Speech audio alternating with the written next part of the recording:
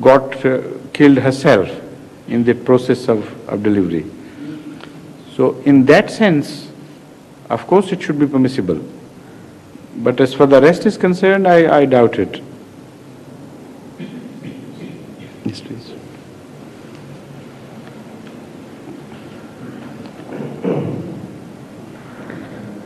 Assalamu alaikum. Those people who do not have the children, nowadays medical research, they have started this implanting genes in an artificial way. That's right. I have already spoken on this. The fact is that if a mother's and a father's sperm is to be planted in the mother's uterus, either directly or indirectly, there is no reason why it should be prohibited. Because the purity of the generation, that generation is preserved. And that is the principle, one of the principles for the segregation of sexes and all the laws prohibiting free mixing. Purity of blood must be maintained. So that they are within their right. But if somebody else's sperm is to be planted to the mother, then it is, the father is the one whose sperm has been planted, and this is all a fraud upon the poor father who is supposed to be father. Yes, it's obviously illegal according to Islam. It means it is permissible according to What? Islam. The planting of fathers. That is permissible, not somebody else's. No, not no, somebody yes. else. Yeah. Thank you. Just now? Yes, please. Come on. Yes, please. Few of my acquaintances have imported a blind man, you see, from... Pardon? Few of my acquaintances have imported a blind man from Pakistan. And they have married him with a blind woman. Here. Now, the position is, they are married now.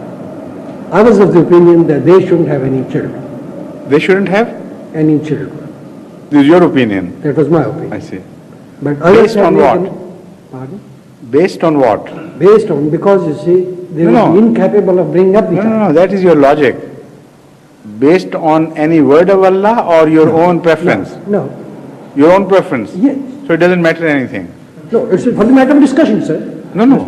It's in the matters of religion, you must have authority. And the authority is only Allah, no khokar. Please. Yes. No, but the point was, you see, should they be allowed to have children? The point was, and it is not.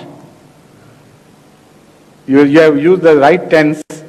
The point was, but it is no longer the point. Because I have ruled it out. I am not going to discuss anything which has originated from you. If it pertains to any criticism, just a minute, if it pertains to any criticism of religion, directly or indirectly, then I am responsible for answering such questions.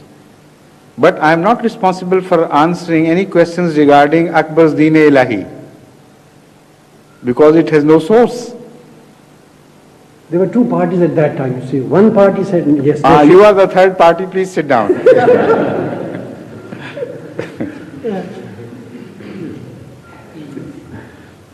Any other question, please? Now, have you seen enough of England? Are you ready to launch? I've only seen enough of London, not England, sir. Pardon? I've seen enough of London, but not England. Not yet? If it has taken you 10 days to finish London, it would take you 300 days, I suppose, to finish England. But I'll give you 10 more days. Right? Then you should go to your duty, please. Achha ji. Will that be enough, or more, you want 5 more days? I think that should be enough, sir. All right, I extend it to a fortnight. Right? Yes, sir. Yes, please. Now the question, please. I wanted to know, Huzur, whether, the line of difference we draw between abortion and preventing pregnancy and the legality or illegality of That I have told you. Prevention is called azl in Arabic. And according to many traditions, Sahaba exercised azl. That is prevention. Prevention means before whatever stage before the embryonic stage is called of both the sexes, whatever material they have been provided with by Allah, the mechanism for reproduction, if it comes into play but does not create embryo, then it is called prevention if it is intentionally done. If the embryonic stage begins, then things have gone out of your hands. Then only legally you should go into abortion, otherwise not. And by legality in Islam I mean for the reason of saving a life, but not for trivial reasons of your own comforts and discomforts or likings or dislikings.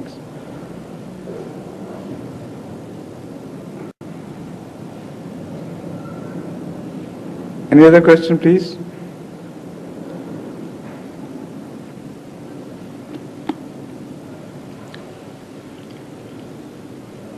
You know, there was an experiment made which should have been completely forbidden according to your standards, of course, and that experiment failed bitterly to your satisfaction. I'm telling you this.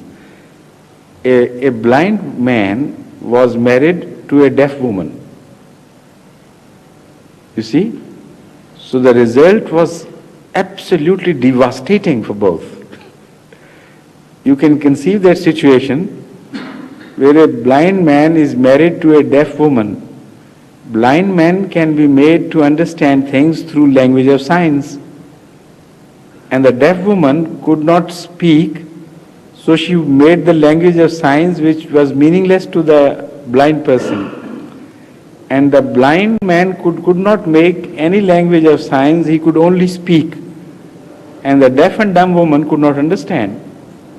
So the marriage was unhappily brought to an end, happily for them, within a matter of few days. It was impossible for them to live together. But I have seen marriages between the two blind parties and two deaf parties, and they have been successful. Because both could speak, both could understand their sentiments and their values and things, and in some ways they can be very successful. But for some reasons of convenience, mutual convenience, in the sense that both cannot see, so for them to cook and things, it is difficult.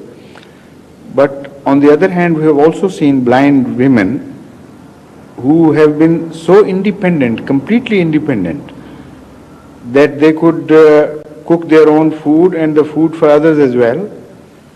There used to be one blind lady in Qadian who was such an expert. Bhabi Zainab, we used to call her, in cooking and all these things. She was very clever, that it was a treat to eat things cooked by her. So you are underestimating the blind people and their capabilities. Once I remember in Rabwa during 1951 or after in the early days of Rabwa settlement,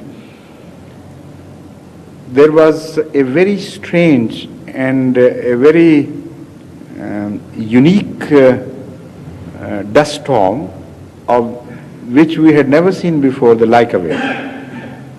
Suddenly overtook us while we were saying Asr prayer. And it was so fast and so thick that it became complete dark. Such pitch darkness I have never seen. You really could not see your own hand at this distance. Everything was completely dark suddenly. And it was so awe-inspiring that everybody was